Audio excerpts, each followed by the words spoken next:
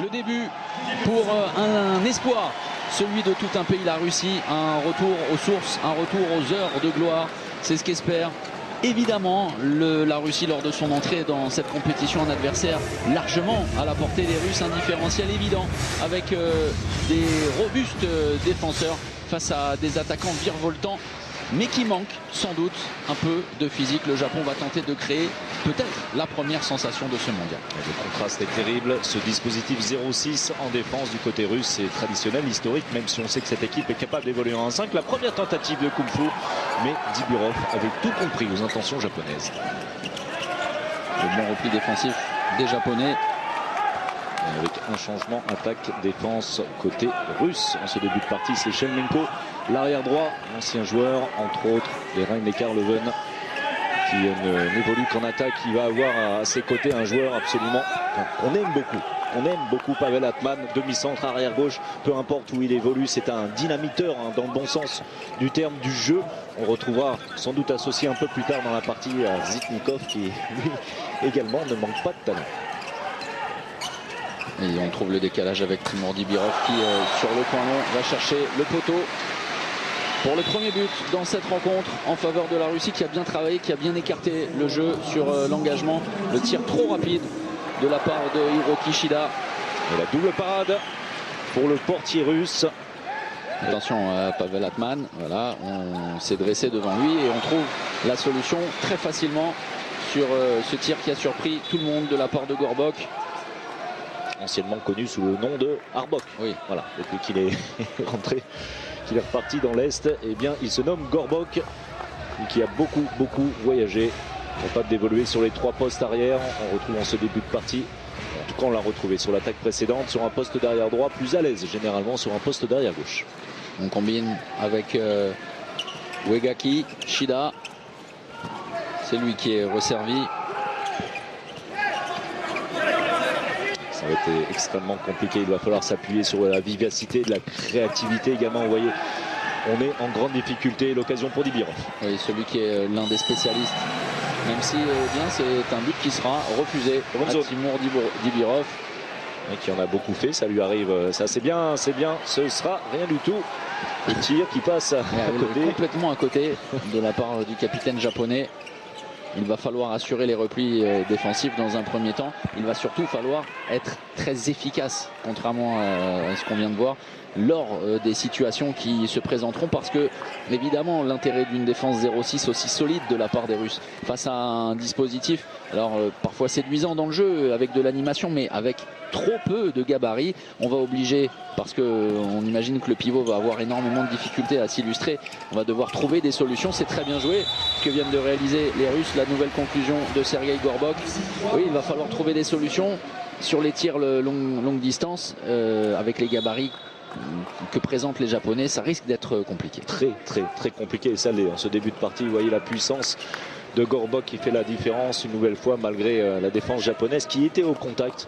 Tout le problème est là, c'est qu'il va falloir mettre beaucoup de vitesse, beaucoup de justesse dans le jeu japonais. Pour l'instant, ce n'est pas le cas autant dans la construction qu'à la finition, puisqu'on a manqué 1 ou 2 occasions relativement simples et claires. Une nouvelle fois, malheureusement. C'est un échec pour les Japonais. L'arrêt de Viktor Kriev. On surveillera. Ah oui, c'est servi. Cherno Ivanov. Notre ami Cherno Ivanov, quelqu'un de très tendre en défense, vous le verrez. Alors peut-être pas aujourd'hui face aux Japonais, mais un petit peu plus tard dans la compétition.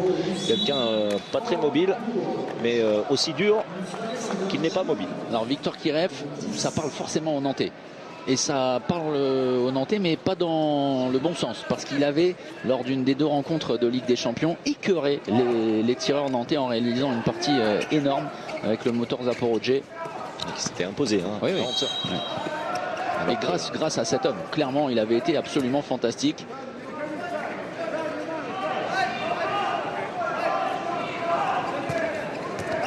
Reprendre du jeu, essayer d'utiliser la largeur du terrain. Ça, c'est bien déclenché très rapidement avant que le contre russe puisse s'organiser. Regardez, ça passe entre les bras du défenseur central.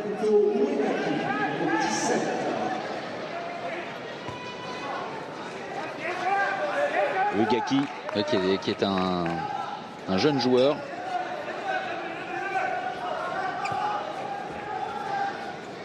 25 ans. On le disait, cette équipe du Japon est en pleine construction pour ces Jeux Olympiques dans un peu plus de 3 ans. Pavel Atman qui va chercher l'intervalle externe, passe le bras. On intervient, mais trop tard. Côté japonais, c'est un 7 mètres accordé aux Russes. Et un petit carton jaune au passage. Oui, et ça va offrir une opportunité. Dmitry Kovalev, c'est aussi pour ça que c'est l'un des meilleurs buteurs de la sélection russe avec Mikhail Chipourine, alors d'autres qualités. Kovalev a des droits historiques depuis plusieurs années de l'équipe nationale. C'est très sérieux pour l'instant côté russe. Et malheureusement pour les Japonais, l'écart c'est déjà très vite. Voilà tout le problème pour des équipes supposées plus faibles. C'est de pouvoir rester le plus longtemps dans la partie. On a vu qu'avec le Brésil hier face à la France, eh bien, ça n'avait duré que quelques minutes. Le Japon, c'est le cas une nouvelle fois contre les Russes. Et puis pas tout à fait, mais on a vu les Angolais tenir un petit peu plus longtemps le choc face aux Slovènes avant de littéralement perdre le fil en seconde période. Les Slovènes qui se sont imposés 42-25. Il est lancé dans la course, la grosse faute. Ce sera 2 minutes directement pour celui dont je vous parlais, le tendre. Cherno Ivanov en retard sur ce mouvement japonais. Demi-centre en l'occurrence. Le Gaki, seul buteur pour l'instant. Cette équipe japonaise. Et on vous parlait des gabarits japonais. Le plus grand, c'est un pivot culmine à 1m98, mais sinon la taille moyenne est très petite, 1m85 sur l'ensemble des joueurs. C'est bien fait, la bonne anticipation en défense de Shishkarev qui s'appuie ensuite sur Pavel Atman, vous le voyez. Passé va, finition en le temps mort pris déjà par Carlos Ortega. C'est très compliqué ce début de rencontre et on imaginait peut-être les Japonais capables de réaliser un exploit. Pour le moment, on en est très loin. Guys, don't miss the ball. If we are playing with continuity, we find situation, we have to be goal. But if we miss, we see ball, nothing to do, guys. Mix the hell in defense, coach. You are helping too much. Tío, vamos, vamos.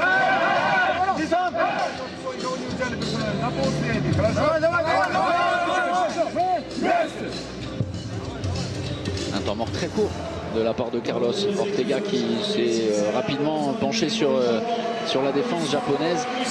L'attaque est en berne également. On vous a expliqué les raisons, vous vous en rendez compte.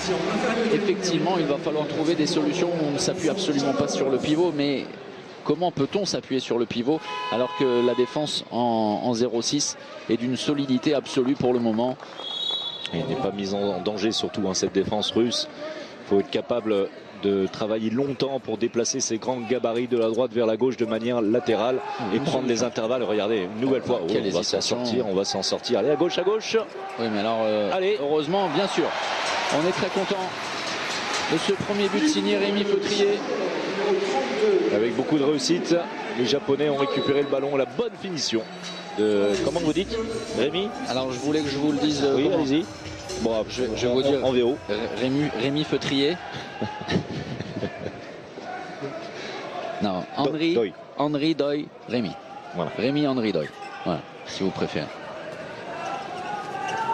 Bon, on va dire Rémi Feutrier, si j'ai bien compris. Auteur de ce but.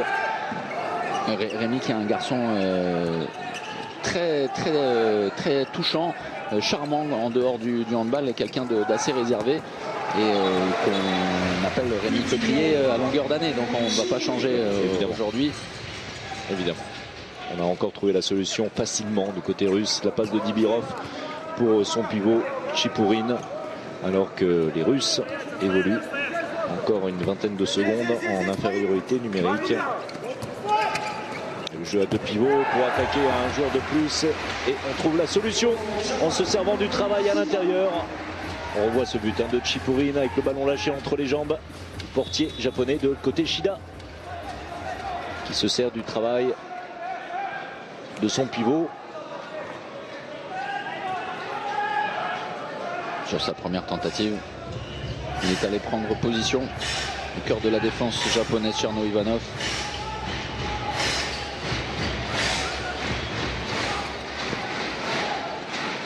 Cherno Ivanov qui porte le ballon à l'opposé. Le jeu avec Chichkarev, mais la perte de balle. Alors forcément, les Japonais doivent utiliser ces instants, ces montées de balle. On a une équipe relativement lourde, hein, je pense à Cherno Ivanov en particulier. La force des Japonais, c'est également la vitesse. Lorsqu'on en aura la possibilité, il faudra jouer les coups à fond en montée de balle, en contre-attaque si c'est possible. Shida, le changement de position, on joue avec Uegaki, c'est Shida à nouveau qui est servi. Super, ce tir, l'assaut qui est allé pleine lucarne. Avec le poignet, vous allez le voir, la fin de passe, on passe le bras sous le contre de Cherno Ivanov et on arrive d'un coup de poignard, monter le ballon sous la barre transversale. Énorme technique sur ce tir et sublime réalisation d'Hiroki Shida. Dibirov qui est entré et qui va se repositionner sur une position d'ailier. On a trouvé la situation très facilement. C'est là aussi une vraie source d'inquiétude pour Carlos Ortega et pour les Japonais. Et on change immédiatement de gardien parce que Tatuyuki Shimizu est en grande difficulté, mais finalement à l'image de l'ensemble de la défense japonaise. Oui. Si ce n'était qu'un problème de gardien. Et alors, on souhaite. Oui, bien sûr. On a vu l'autre gardien à l'échauffement, Masatake Kimura. Bon, comment vous dire, on n'a pas été très convaincus. On va voir ça. C'est-à-dire que je pense que j'aurais pu en mettre 2-3. À ce point-là? Oui, non mais vraiment, franchement. Méfiez-vous, c'est jamais. C'est surtout qu'on a une défense de petite taille du côté japonais, pas très bon. On s'attendait à une défense beaucoup plus mobile, plus agressive, qu'on défend sur un dispositif plutôt à plat, pas étagé. Allez, le jeu à deux, c'est bien. C'est dommage, c'était intelligemment fait parce que il y avait eu la tentative d'interception de Dani Chichkarev et la solution était, voilà, le premier arrêt et le deuxième arrêt et un jet de 7 mètres.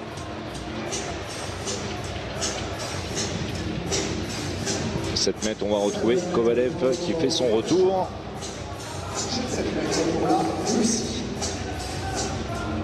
Oui, même si là tout le monde traînait, Dibirov sur l'arrêt du gardien était vraiment considérablement gêné. Nouvelle tentative offerte à Dmitry Kovalev. Ça passe côté bras après une feinte, une longue fixation de l'ailier droit russe.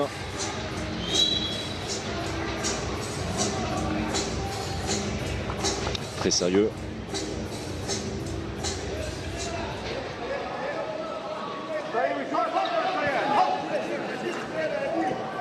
Bien respecter l'écartement du jeu, utiliser toute la largeur du terrain pour déplacer ses gabarits. Allez, bon temps fort jusqu'à l'aile, peut-être pas de solution, ça passe en tout cas.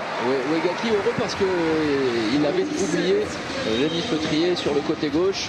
Il a cherché l'intervalle externe et avec là aussi de la technique et beaucoup de poignets pour fouetter sa tentative et pour envoyer le ballon sur le coin long.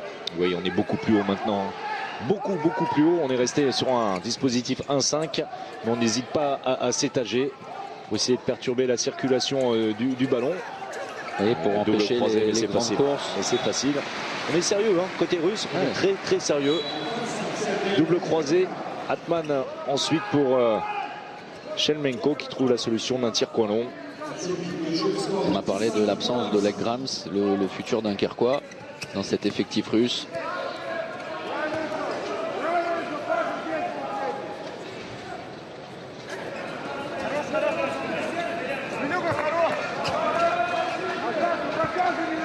Le Yago japonais. La sortie du pivot à l'opposé. Allez, il faut être capable d'accélérer la sortie de Dibirov qui perturbe. Tokuda qui a été chassé par Dibirov et qui était tout proche, le russe, d'intercepter le ballon. Il faut s'appliquer sur les transmissions, appuyer ses passes. Avec Shida, la sortie en Yago une nouvelle fois. Shida resservi, le 1 contre 1. Oui, c'est la perte de balle. C'est trop faible sur cet engagement. Et derrière, on repasse avec Pavel Atman qui va chercher au-dessus de la tête. On se permet le luxe d'un Paseva dans un tout petit secteur. On ne s'était pas très bien étagé côté russe entre Altman Dibirov et Shishkarev, peu importe, on a trouvé la solution. Ça c'est magnifique ce tir en 2 temps. Et lui, il nous laisse une impression très séduisante, Hiroki Shida. Avec un tir à 88 km/h, mais surtout dans un bon temps. Regardez la fixation, pas de contre. Cherno Ivanov avec les bras en bas, ça lui arrive. Et bien la solution est trouvée. Bon tir coin long en pleine lucarne pour cet homme. Et ça va malgré tout bien mieux en attaque. Côté du Japon, maintenant il faudrait être capable de perturber les Russes dans leur jeu d'attaque et ça ce n'est absolument pas le cas. On trouve des solutions très rapidement sur un simple 1 contre 1. Shishkarev qui va obtenir un 7 mètres et pour le 7 mètres vous y êtes habitué maintenant, c'est Kovalev. Oui, et déjà le 3e jet de 7 mètres proposé, offert aux Russes qui sont les Japonais qui sont dépassés. C'est toujours autant de réussite. Tir croisé au-dessus de l'épaule gauche. Le portier japonais.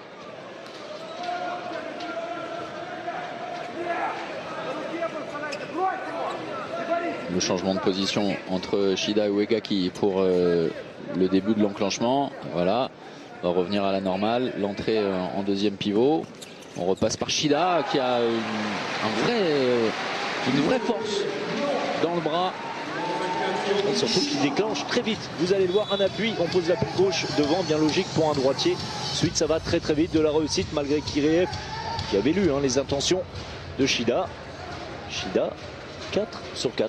Alors je ne vais pas comparer ce qui n'est pas comparable, mais sur ce poste d'arrière gauche, la technique de tir, les tirs en appui comme ça, c'est un peu la même technique de tir, toute proportion gardée, que Mikkel Hansen. Êtes-vous d'accord? Pas du tout. Merci. Ça, alors, on va suivre cette action. Voilà ce que doivent absolument faire les Japonais dans le jeu rapide. On sait que c'est l'une des faiblesses des Russes. C'est le repli défensif. On est un petit peu lent. Et là, on s'est bien passé le ballon pour trouver une solution dans l'intervalle externe. Les Japonais qui reviennent à 4 buts. Oui, pour la vitesse de déclenchement. J'ai dit toute proportion gardée. Bien sûr. Toute proportion capillaire également. Ah, il est blond un peu. Oui, Shida qui réalise de bien belles choses. L'arme principale en attaque côté japonais. Oh, dommage qu'on n'ait pas laissé cette action se poursuivre. Le jeu à 2 entre Dibirov et Chipurin qui s'était joué des 2 défenseurs japonais. Et qui s'était appuyé clairement. Timur Dibirov, ça a sifflé trop tôt à part des arbitres iraniens pour un passé bas. Il avait été resservi dans le bon tempo. Et c'est en train de monter en agressivité, en dynamisme côté japonais. Oui, c'est essentiel. Oui, c'est bien. Voilà, comme par hasard. Tuer l'arrêt, c'est bien également ce que réalisent les postes 2. Allez, on a vu la sortie de Tokuda. Il faut pousser les ballons jusqu'à droite, à droite. Et ça s'est replié, c'est terminé, ça s'est refermé avec le bon repli de Timur Dibirov. On va effectuer le changement attaque-défense. Hésitation. Non, oui, c'est effectivement pour évoluer en supériorité numérique avec le plus grand joueur de cet effectif, Hiroyasu Tamakawa, 1m98, qui va prendre place au cœur de la défense russe. Plus utilisé en défense dans le secteur central, prise de risque évidemment, sans Kimura dans le but. Oh, superbe le coup avec Rémi Feutrier à la conclusion. Et regardez la grinta du Chambérien. Et magnifique, la passe est parfaite, le temps d'engagement également. Bon travail entre les 2 Japonais. Et Rémi Feutrier Doi à la finition. Le Japon n'est plus qu'à 3 buts.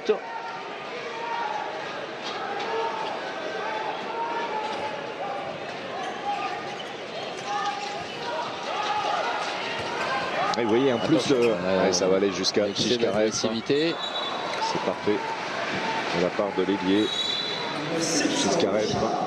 Oui, il y a du mieux, on le ressent clairement depuis plusieurs minutes désormais, et il a fait, il est allé s'emplâtrer, mais on avait l'impression qu'il avait fait la différence et que ça s'est refermé un peu tardivement. Il aurait sans doute pu obtenir bien mieux, et Carlos Ortega n'est absolument pas d'accord et on partage plutôt son avis. On avait l'impression que les joueurs russes sur la feinte avaient reculé un petit peu et qu'ils étaient intervenus alors qu'ils avaient les pieds en zone. Peu importe, 5e ballon perdu côté japonais, seulement 3. pour les Russes. Et changement tactique, la confirmation avec Tokuda. Et regardez, hein, une défense en 3-3. On est en 3-3 là. On est en 3-3. Alors beaucoup d'espace derrière. Il sera difficile de contenir Chipourine dans ce genre de situation. Zitnikov, Ouais, c'est très intelligemment fait. Vraiment, bravo pour cette action. Tableau noir, clairement. On ne s'est pas précipité, on ne s'est pas inquiété finalement des mouvements proposés par les Japonais. On a lâché les ballons dans le bon tempo pour aller jusqu'au décalage. Surtout, pardon, hein, mais c'est deux choses essentielles dans le handball. L'intention de bien libérer son ballon et Shelemenko, c'est ce qu'il a fait avec cette passe dans le dos. Mais de fixer également le défenseur, hein, pas seulement se débarrasser du ballon. Mais là vraiment, on fixe le défenseur. La différence avait été faite par le demi-centre. Zitnikov vient de faire son entrée et ensuite on a juste transmis à bon escient jusqu'à Chiskarev le ballon. Ça passe, non. L'arrêt, nouvel arrêt, pardon, de Kiriev. La faute commise par Watanabe, qui est en échec depuis le début de la partie avec 2 tirs ratés. On est reparti sur une défense en 1-5. Possible capable d'évoluer, de changer rapidement, hein. On s'en est aperçu avec les intentions des postes 2. Cette fois c'est Komuro qui est très attentif. On va chercher le Yago très haut, regardez ça. L'entrée en deuxième pivot de Chiskarev. Pavel Atman qui fait la différence. Zitnikov contré. Défensivement, c'est très intéressant ce qu'on vient de voir, avec de la mobilité, des mouvements qui ont gêné les transmissions de balles russes. On fermera les yeux sur les pieds largement en zone de Shida au moment où il contre la tentative de Zitnikov. Le bras est levé. Et Pavel Atman, c'est à côté. Et bien voilà, ça c'est clairement à mettre au profit de la défense japonaise qui a haussé le niveau. Et derrière, et bien voilà, très bien, toujours la même impression avec ce tir très rapidement pris de la part de Shida pour ramener le Japon. Et écoutez, sur ce mouvement, je vous rejoins. Ah bah merci. Oui, il faut prendre un petit peu de temps parfois. Non, mais sur le tir lasso, aussi. Dans le geste vraiment et dans la technique de poignet, ça me paraissait plutôt évident. Et Shida qui est à 5 sur 5, réussite magnifique. Et on va chercher à harceler Tokuda, c'est son rôle. Et Shelemenko, le croisé dans le dos du défenseur avancé. Pavel Atman à la finition. Et on a tenté de sortir du jeu Zitnikov. Et l'engagement rapide, on enchaîne, c'est bien, la solution est trouvée, c'est parfait. On n'accordera pas ce but très spectaculaire de la part de Shida. Une nouvelle fois, le carton jaune. Il s'en sort bien. Et c'est très sévère. Alors, on revoit ce but magnifique. Le ballon, voilà, vous parliez des temps de fixation. Oui, il redescend avant de lâcher son ballon. Vous parliez des temps de fixation, il a été très important là pour trouver ce décalage sur l'intervalle externe. Cet intervalle externe, pardonnez-moi. Chipourine qui cède sa place, il n'est pas exclu, c'est un simple carton jaune pour le pivot ivrien. Un jet de 8 mètres. Oui, c'est son numéro, ça tombe bien. En tout cas, c'est bien réalisé techniquement. C'est son premier but pour Watanabe qui a tenté et qui a cherché à libérer des angles. C'est pour ça qu'il a pris un peu de recul. Avec un beau Chavala pour tromper Kiriev.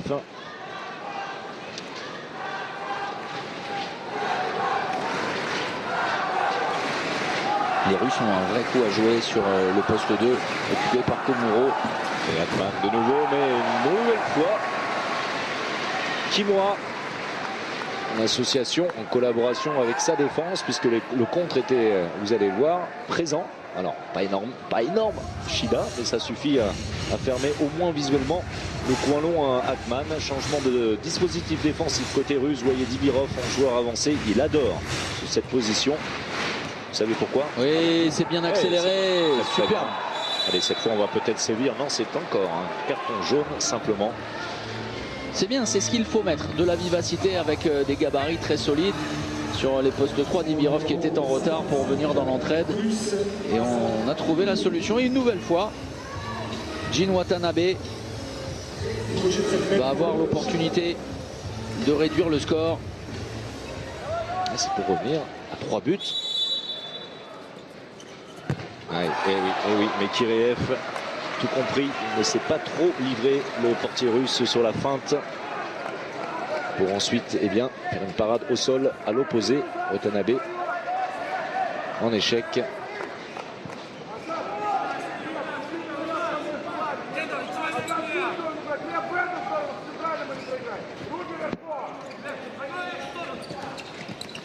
Ça c'est très difficile, très difficile. On sort plutôt pas mal sur cette action.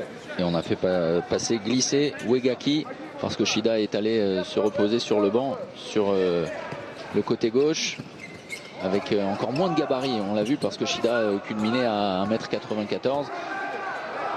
Le bras levé, on menace la tentative de tir par en dessous. C'est contré par la défense russe. Pavel Atman dans le 1 contre 1 s'est allé à 300 à l'heure. Manque de réussite sur la conclusion. Et Atman touché un tout petit peu au bras avant qu'il ne déclenche. Et nouvelle opportunité pour revenir à 3 buts. Ça s'est stabilisé. L'écart vraiment et l'impression globale également. Les Japonais se sont mis au diapason. C'est surtout en défense, hein. C'est surtout en défense, et comme par hasard, on a retrouvé également plus de mobilité, plus de vivacité en attaque avec quelques inspirations. Et on pense surtout à Shida, et actuellement plus sur le terrain. Mais sinon, tout ce qui est, on va dire, classique, trop classique, sera contré par les Russes. L'hésitation. Quelle hésitation. On n'avait pas pris l'information. Kalarash, qui fait partie de ces quelques jeunes joueurs russes au gabarit impressionnant. Lui qui avait aussi affronté les Nantais avec le moteur Zaporozhye. Et on est repassé, regardez, sur une 3-3. Et toute la base arrière est scrutée, harcelée. Timur Dibirov, très peu d'angle. Et quel but génial de la part de Timur Dibirov. Au talent, ce joueur très particulier. C'est bien sur l'engagement rapide. On a surpris le repli défensif, notamment celui de Pavel Atman. On revoit ce Chabala. Quel but, Blandine. Et en face, Atman insuffisamment solide face à Tokuda. Le vrai coup à jouer là sur cette défense en 3-3, c'est pour Dmitri Zitnikov. Sur le numéro 10 japonais, on l'a dit, Daichi Komuro, et ballon récupéré. Et attention, allez, encore. C'est dommage, Jérémy Feutrier qui va se jeter sur le ballon. Qui va récupérer. C'est bien de la part de Rémi.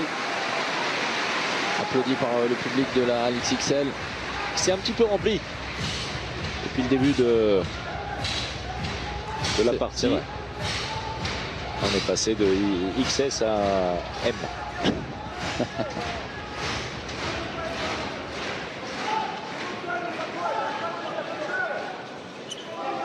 Entrée en deuxième pivot. Mikaro, c'est lui qui ressort le ballon. Compliqué. Allez, c'est bien l'appel de balle dans le dos là. Oh, génial là aussi. Allez, le lob, regardez ce déplacement dans le dos de Chiporin qui n'avait pas pris en compte le deuxième pivot japonais. C'est lui qu'on trouve à la conclusion d'un lob magnifique qui est une vraie arme face à Kireev, qui est un gardien relativement grand, hein, mais qui très tôt finalement dans sa parade va au devant du tireur. Ça va vite du côté d'Atman. Attention, manque de maîtrise sur cette tentative d'engagement rapide. Oh là là, super. Atman une nouvelle fois. Qui a vu tout seul Pavel Atman, l'oubli de la défense. Très beau joueur que c'est Pavel Atman complet qui réalise l'exploit de marquer à 2 reprises en 4-5 secondes. Oui, et on se souvient d'un ballon pour revenir à 3 buts.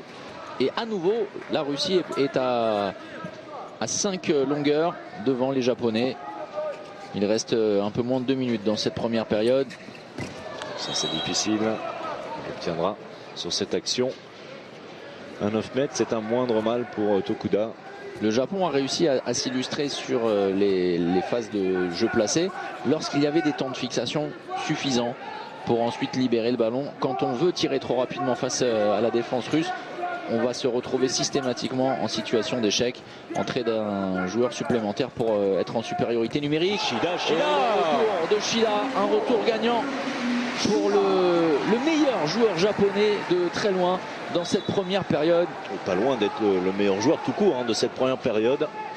Belle qualité pour Shida, qualité de déclenchement. C'est le meilleur buteur, ça c'est certain. Et il est irréprochable à 6 sur 6.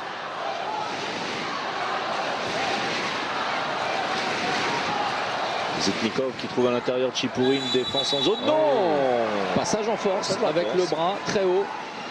Et finalement, la bonne défense effectuée par Tamakawa. Changement, double changement, attaque-défense. Et changement de ballon également. Kalarash qui va se positionner dans le bloc central. Kalarash associé à notre ami Valiulin. Très solide, en tout cas très haut. Valiulin qui évolue en Bundesliga, pas très loin de chez vous. De chez moi. Non mais à Lemgo. Qu'est-ce que c'est que ça? D'accord, très bien. Lemgo en grande difficulté dans cette première partie de Bundesliga, l'ancien champion d'Allemagne 2003. Ne pas rendre le ballon aux Russes, attention, parce que Timur Dibirov est très rapide, une dernière opportunité. Le bras levé, peu importe. Oui, c'est bien, super cette inspiration. Pour prendre de vitesse. Victor Kiriev dans les derniers instants. Ça va donner un vrai élan à cette équipe du Japon ces derniers instants lors de cette première période, parce que l'entame de match aura été bien compliquée pour le Japon. La Russie mène simplement après un départ tonitruant de 3 buts, 18-15. Oui, rapidement, François-Xavier, avant de rendre la main à Marie, le Japon, complètement submergé dans les premiers instants, s'est refait la cerise au pays des cerisiers. Et de quelle... La Russie doit poursuivre ce qu'elle avait réussi à faire lors des premiers instants de cette partie, avant finalement de rentrer dans le rang, un peu moins séduisante, gênée par des Japonais très haut, à l'image de cette première défense en 3-3. Et les Russes n'ont pas déjoué, ce sont avant tout les Japonais qui ont réussi à proposer largement autre chose avec plus de mobilité. Alors là, un oubli, oh quel roucoulette, quel talent de la part de Dibirov, même si la situation ne s'y prêtait pas forcément. Le portier japonais. Alors vous allez trouver que je fais une fixette sur l'un des joueurs. Non mais vraiment l'un des points faibles, c'est Daichi Komuro, il est pivot avec le numéro 10. Oui. Alors, ça n'est pas le meilleur défenseur, ça on s'en est rendu compte à 2-3 reprises. Et question repli défensif, question technique de balle, il est loin des standards attendus pour un championnat du monde. En gros, il n'a rien pour lui.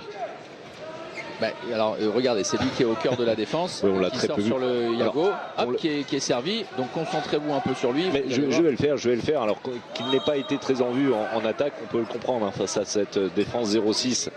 Regardez, russe, parce qu'il évolue aussi sur un poste 2 en défense, et vous allez constater que ça n'est pas le plus solide. Pas forcément non plus un pivot de position. Et le jeu à 2 pivots justement côté japonais. On repart bien évidemment avec cet homme. Oh là là, mais quel but! C'est un génie parce qu'il n'y avait pas de temps de fixation. Et il n'y avait pas d'espace quasiment. Regardez, on va le revoir après cette roucoulette sensationnelle de Dibirov. Ce coup de canon en désaxé. Tir désaxé, et qui n'est pas sans rappeler quelqu'un qui évoluait sous le maillot de l'équipe qui est opposée aux Japonais. Vous voyez qui je veux dire, qu'on va voir ce soir un petit peu plus tard sur le banc de la Pologne, Talant Duchebaev et son fameux tir désaxé. On trouve la solution par Tcherno Ivanov. Pendant ce temps-là, l'engagement rapide, engagement énorme de Rémi Feutrier, mais calmé par la défense centrale russe. Shida, 7 sur 7 pour lui.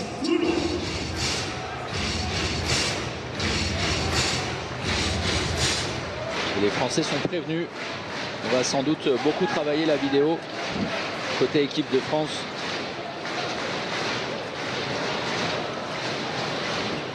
On retrouve à haut la limite de... pas la limite. perte de balle de la part de Shida, déséquilibré sur cette fixation, et ça va très vite de l'autre côté.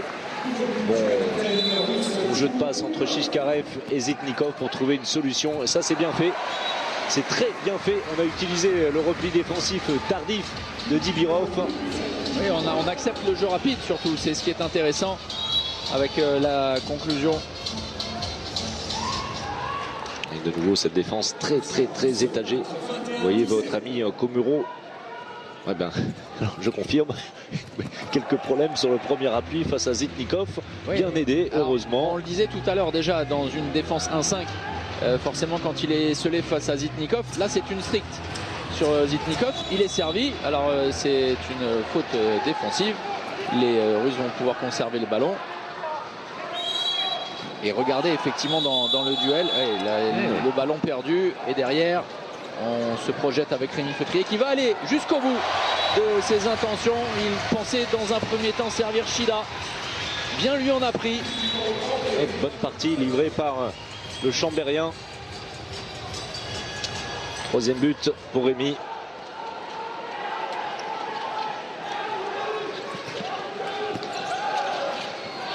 Zitnikov le croisé pour Shevchenko, c'est classique, mais c'est bien fait. Alors je ne vais pas m'acharner sur... J'ai bien compris. Mais vous avez vu sur un simple croisé, il est complètement à la rue et il n'arrive pas, et c'est lui finalement, c'est son poste. Et c'est pour ça que l'espace se libère. Alors pour le coup, on l'a vu au ralenti, totalement à l'envers. Ce n'est pas une manière de parler, puisqu'il était dos à la situation en regardant son propre gardien.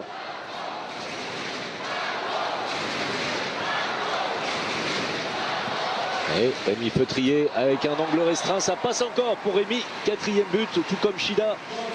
Rémi à 100%. Et Rémi qui est venu nous saluer tout à l'heure lors de l'échauffement, mais qui avait le visage très fermé, extrêmement concentré. Pavel Atman avec Zitnikov. 3-3 au milieu du terrain.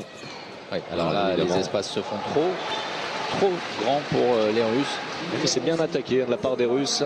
L'initiative de Pavel Atman. On a deux vrais grands manieurs de ballon entre Zitnikov et Atman. Ce n'est pas un hasard si on retrouve les deux hommes. Oui, absolument pas gêné par l'option tactique prise par Carlos Ortega. Changement de gardien dans les buts russes, puisque Viktor Kyriev a laissé sa place à Vadim Bogdanov. Sans son frère aujourd'hui. Vraiment. Vous commencez comme ça. Non, il faisait partie de la sélection russe. Son frère Bogdanov. Non, mais vous donnez une vraie information. Oui. Et je vous sens taquin. Voilà.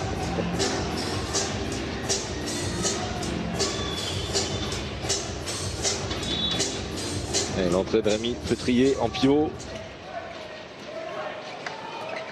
Pas de solution au tir. Temporise. Oui, c'est bien dans l'intervalle externe. Très bien joué avec la course et le jeu sans ballon. La conclusion de Shinosuke Tokuda. Et vous allez le revoir. Regardez le travail à l'intérieur. Alors le bloc, pas totalement légal, mais en tout cas ça a fonctionné.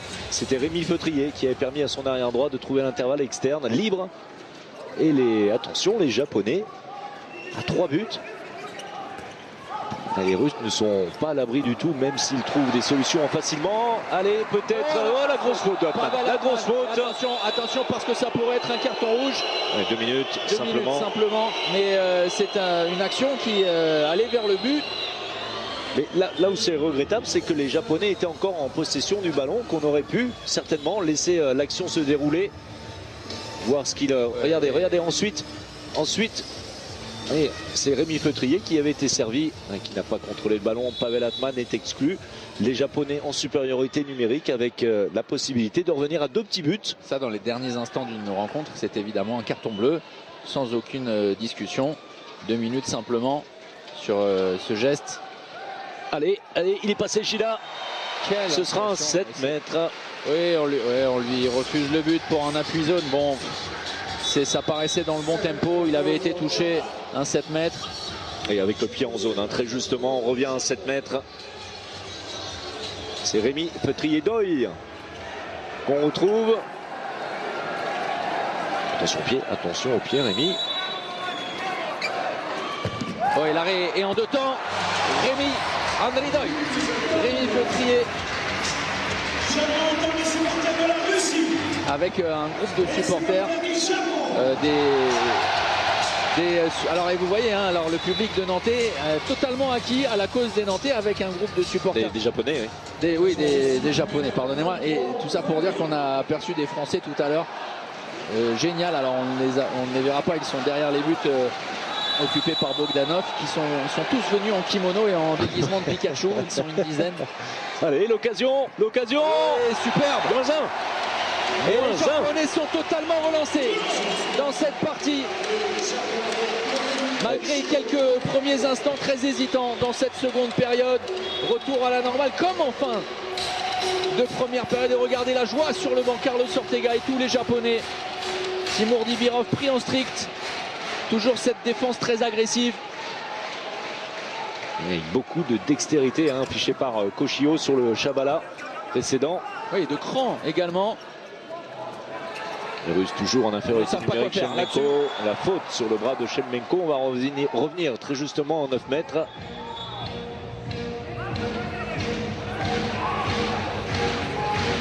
Alors ce serait un énorme coup réalisé par les Japonais s'ils parvenaient à accrocher les Russes. Ne serait-ce qu'un match nul, ce serait déjà un exploit pour des Japonais qu'on n'attendait absolument pas et qui sont en train de mener la vie dure à des Russes un peu décevants. Voilà, Shevchenko, ça c'est propre, c'est classique. Le croisé de Dibirov qui tasse un petit peu la défense japonaise. Et ensuite la puissance de Shevchenko qui fait la différence. Pas de solution. Le retour de Valulin.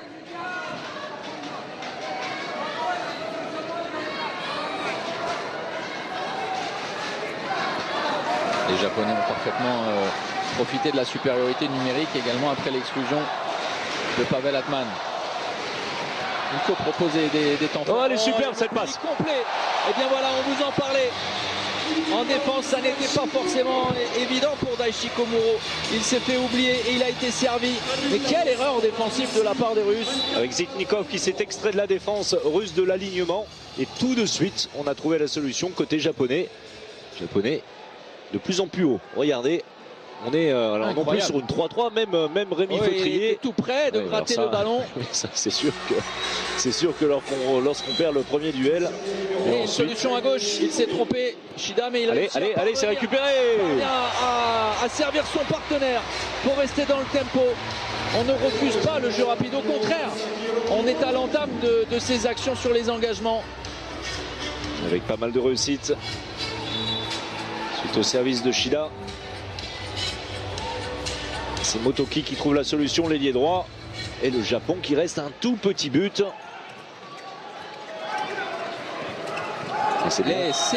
Là, c'est bien défendu et bien refermé. Effectivement, il était sorti de sa zone très haute. Et il va se repositionner sur les 6 mètres. Shevchenko, 7 mètres. Et on avait l'impression que Shevchenko était mal engagé. Dans l'intervalle externe, on va certainement revoir tout ça. C'est Shida, ici à l'image, qui est sanctionné. Oui, alors pour ce geste également, au niveau du cou, de la gorge de Shevchenko, on retrouve Kovalev.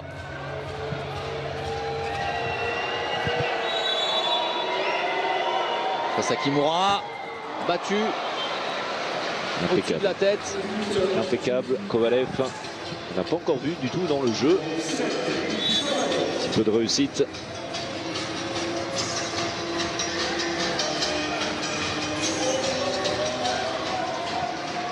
Le jeu placé japonais va tenter de se mettre en évidence. Avec Shida. Un dommage. L'erreur technique et derrière la punition. Évidemment, la supériorité numérique. Et les Japonais doivent, s'ils veulent inquiéter vraiment les Russes jusqu'au bout, gérer bien mieux ce genre de situation. Et attention, grosse inquiétude pour Shida qui sort pendant qu'on vous offre ce ralenti en boitant. Et en boitillant. Et en se faisant soigner. par le staff médical et ça paraît très compromis. Il l'indique à son soigneur, la cheville qui a tourné pour le meilleur buteur, certainement le meilleur joueur de cette équipe japonaise. On écoute Carlos Ortega. He has received the ball. Let's do a little bit more pressure. And we have to give it.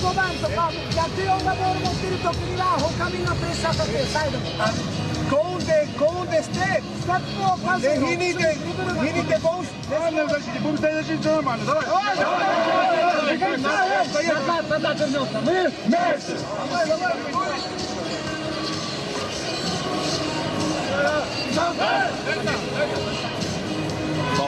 On n'est pas fan. Quand un temps mort est pris, autant se focaliser uniquement sur le pays qui a pris le temps mort, alors que l'on revoit l'échappée belle de Rémi Feutrier. Et on n'a pas pu cerner vraiment les propos de Carlos Ortega. Alors, on propose les buts de Rémi Feutrier avec 5 sur 6. Le seul échec, vous l'avez vu à l'instant, c'était sur son 7 mètres. Ensuite, il avait récupéré le ballon pour tromper Bogdanov. Regaki. Oh, c'est difficile, c'est compliqué. Tentative de kung-fu entre les deux ailiers. Et attention à bien cerner Pavel Atman qui réussit à c'est bien servir. fait, la parade. Shishkarev qui a trouvé sur son chemin Kimura. Finalement plus convaincant. Oui, Vous voyez que Shimizu a donné les statistiques. Alors 5 arrêts, simplement 21%. Mais oui, plus efficace que Shimizu dans la mesure où Shimizu n'a effectué aucun arrêt, c'est sûr. 0 sur 8. Ça reste encore une prestation timide. Oui.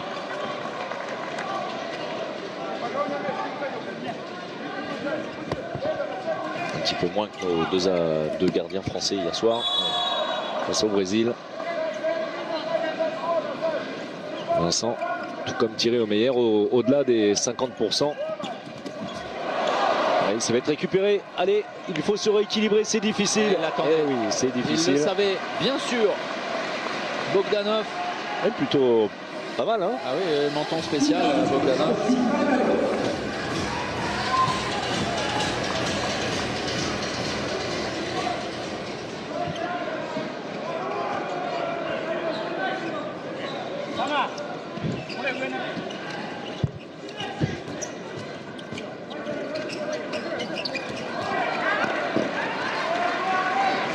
La bonne tenue de la défense japonaise. D'un coup, d'un seul, un petit peu moins haute, la défense japonaise. Allez, ça passe. Et les Russes, ils réussissent de nouveau à faire un écart plus 4 désormais. Oui, mais alors un vrai problème de répartition de la part de la base défensive japonaise, parce que sur une simple transmission, on arrive à contourner la défense et à trouver une situation de décalage. Alors tellement on se livre. Souvent, eh bien, on arrive à des situations comme ça où on a des problèmes de répartition. Vous l'avez souligné avec quelques joueurs qui commencent à tirer la langue. Oui, Dibirov, bien sûr. L'aspirateur sur cette sortie. Et derrière, une nouvelle fois, l'efficacité de Timur Dibirov. Et encore une fois, à la limite, vous allez le voir, au moment où on lui prend appui, l'ailier gauche russe, à la limite de la zone. Vraiment pas loin du tout, il va chercher très loin à temps. Pour dépasser le gardien japonais, la satisfaction. Qui recule au moment du duel, ce qui n'est pas conseillé du tout. Satisfaction de Torgovanov parce que c'est rentré également dans le moule ses intentions japonaises. Et attention, parce que ça peut aller très vite à nouveau. Cette projection rapide. Ça va très vite, ça va très vite. Malheureusement pour les Japonais, avec, on l'a dit, un Shida qui a cédé sa place sur plus ou moins blessure. On espère que ce ne soit pas trop grave pour le meilleur japonais. Et puis on regardez, ne le reverra même très certainement pas. Un Shida qui est en bout de banc, qui a un rendez-vous très important demain face à la France, qui est le pion essentiel. Rémi Feutrier également, qui a beaucoup donné, qui a réalisé une grande partie vraiment jusque-là, qui est actuellement sur le banc. Et attention aux organismes, avec, on le disait, ce sera l'une des particularités des adversaires de l'équipe de France. toutes les nations désormais en phase de groupe que les Bleus vont rencontrer auront une journée de moins et vont enchaîner les matchs surtout. Et ils auront à chaque fois évolué la veille, ce qui est le cas des Japonais. Alors pas tous, pas totalement. La Pologne, lors du dernier match de groupe, la Pologne aura un jour de repos, tout comme les Français, entre les deux derniers matchs. Sinon, c'est vrai que c'est assez particulier. On en a déjà un petit peu entendu parler chez nos confrères étrangers dans les salles de presse. Voilà, c'est ainsi. On vous rappelle que pendant toute la durée de ce mondial, vous pouvez nous laisser vos questions, vos commentaires, vos remarques sur le hashtag BeInHand 2017. BeInHand 2017. On ne vous dira évidemment rien des autres rencontres, mais vous avez l'opportunité avec cette offre fantastique et forcément phénoménale sur nos antennes d'avoir dans le même temps, si vous changez, le Macédoine-Tunisie qui est lui aussi est beaucoup plus serré. Accroché. Voilà, sans vous dire quoi que ce soit d'autre, si vous avez décidé de l'enregistrer. Un match, alors attention, c'est bien, du côté japonais on a réussi à marquer, ce n'était plus arrivé, en tout cas dans le jeu d'attaque placé, puisque c'était le cas depuis un petit bout de temps. Ça nous intéresse vraiment de très près, Macédoine-Tunisie, puisque ce sont deux adversaires potentiels pour le 8e de finale. Oui.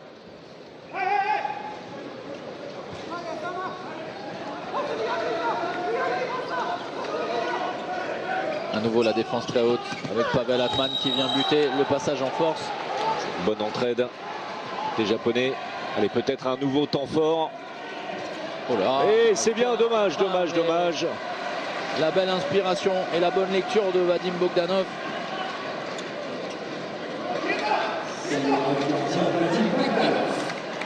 Très bien, une belle entrée de Bogdanov.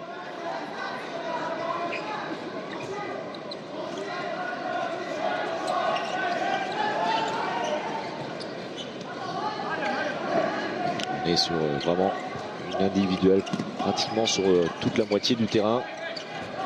Oh là, et bien voilà, lorsqu'on s'engage de trop, ce qui arrive, tourne en panneau, le 1 contre 1 avec le dribble sur le dribble de Chiskarev. Et à 100%, vous le voyez, l'ailier droit du Vardar Skopje.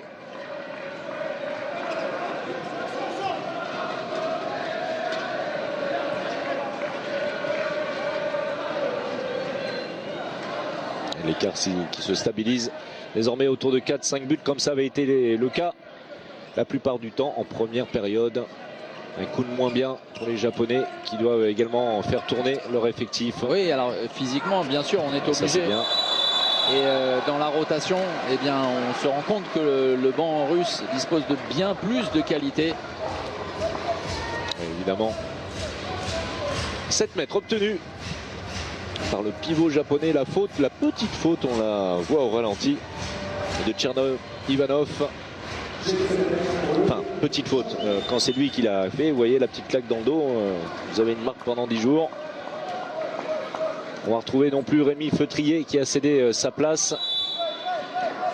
Avec la fixation et nouvel échec d'un tireur japonais à 7 mètres. Rémi Feutrier avait réussi à tromper ensuite le gardien russe en récupérant le ballon. C'est ce genre de situation qu'il ne faut absolument pas rater. Et la Russie qui tranquillement maintient son écart. 100% à 7 mètres pour Bogdanov. Oh, c'est trop facile. Chiskarev, le Chavala. Les Japonais sont en perdition là depuis quelques instants.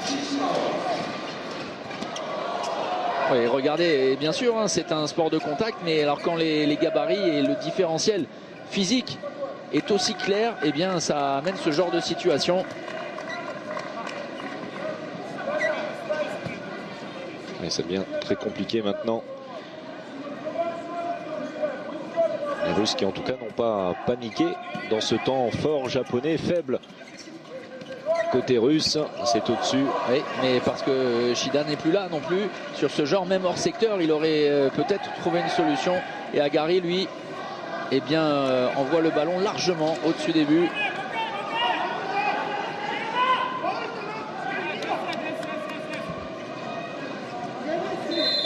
Et le temps mort posé par Dimitri Torgovanov. Tout va bien côté russe après un passage délicat. On a repris ses aises, 32-26. Alors on va tester le bruit maximum que peut faire le public ici au Luxembourg. И от меня я победил. Давай с меня получим вопрос. Ты вот на всякий случай. Нет, если что, подстрахуешь, у меня чтобы не съедал. Хорошо? Нужно голову забить. И все назад. Сами, пожалуйста, без...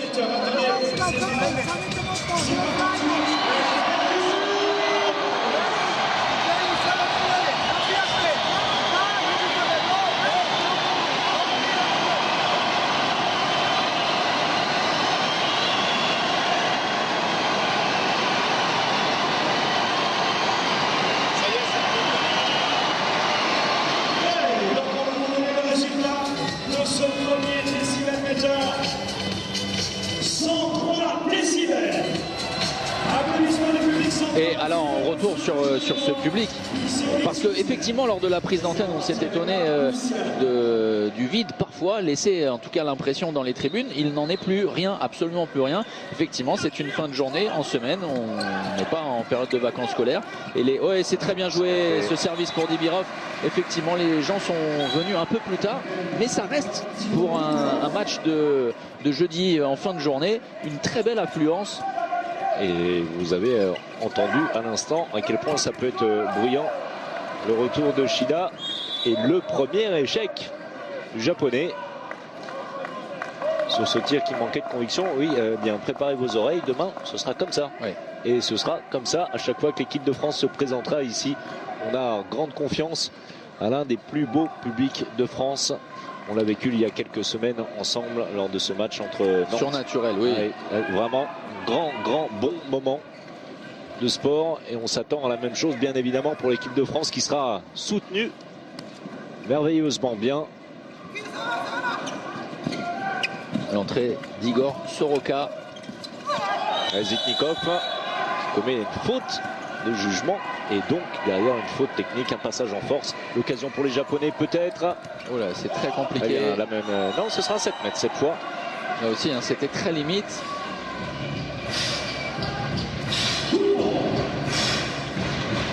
La faute de Soroka qui ferme trop tard, vous allez le voir. Et alors on l'a vu hein, sur cette tentative de passage dans l'intervalle externe, mais juste avant c'est la fixation qui n'est pas là. On fait semblant finalement, c'est un mouvement mais un peu vers les tribunes. Voilà, ça manque de densité. C'est compliqué cette fois. Bogdanov est battu, c'est la première fois hein, sur 7 mètres. Il avait été impeccable jusque là. Zitnikov qui va céder sa place, il en a sans doute terminé pour aujourd'hui. Le meneur de jeu arrière très polyvalent du Wisla Plock. C'est trop facile. Distribue également dans ce rôle-là. C'est sa 8e passe décisive. Oui, c'est bien, très bien. Beau mouvement, très beau mouvement. Côté japonais sur l'engagement rapide et la conclusion de cet homme Motoki suite à la belle inspiration de Koshio.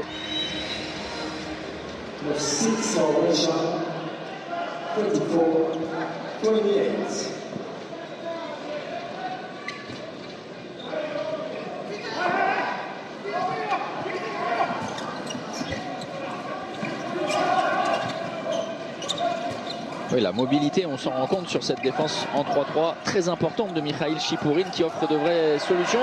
Et ce sont les Japonais qui parviennent à récupérer et à intercepter. Perdu sur cette montée de balle. 2 minutes. 2 minutes pour Shevchenko.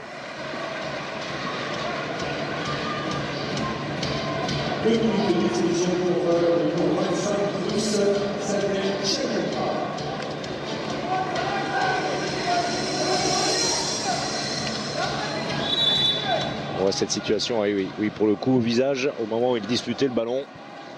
Avec de la maladresse. On est très strict. Hein.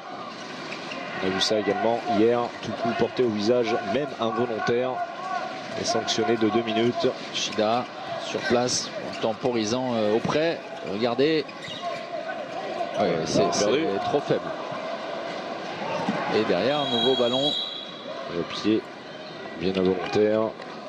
En faveur des Russes et pour le coup l'occasion de terminer définitivement le travail et de tuer le suspense qui pourrait encore peut-être planer ici, même si les choses sont mal engagées depuis finalement la 15e minute de cette seconde période.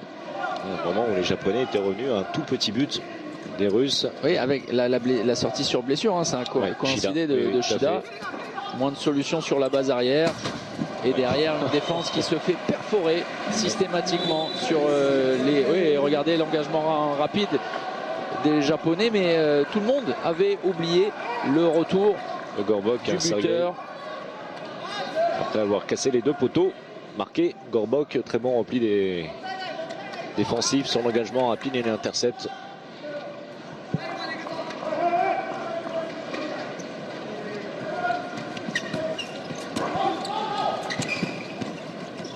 Oui, une statistique qui vient de passer qui est également très importante et qui illustre le manque d'agressivité côté japonais, même si on s'est beaucoup étagé. Aucune exclusion pour 2 minutes du côté japonais, alors que vous le savez, lorsqu'on s'isole comme ça d'une ligne défensive, eh bien souvent on a affaire à des duels et la situation est propice à une exclusion pour 2 minutes.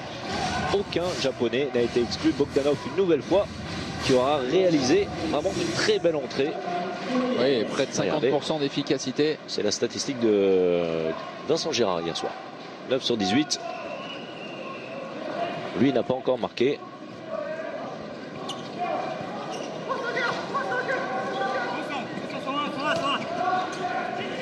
Et que ce soit Kalarash ou Chipourine sur cette défense en 3-3, on vient chercher le ballon, mais les Japonais à nouveau parviennent à se projeter vers l'avant après cette contre-attaque, mais en échec. Il y en aura eu de trop nombreux, François-Xavier, aussi, pour espérer à un moment relancer le suspense. Et l'effet Bogdanov également. Koshi qui a une bonne situation de tir. Je trouve que la barre, on fait tourner clairement du côté russe maintenant. 11 pertes de balles japonaises.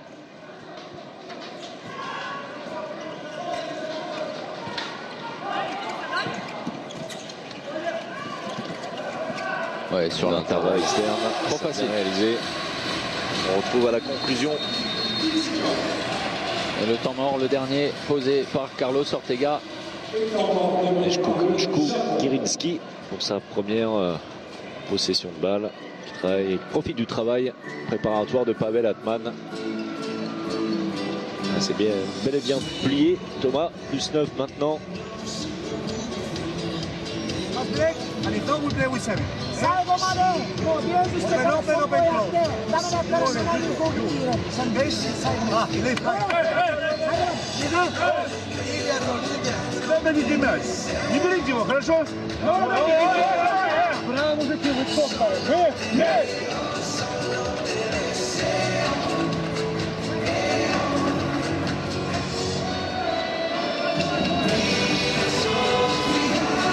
Retour des deux équipes pour la fin de cette rencontre. Applaudissements à la Russie, applaudissements au Japon.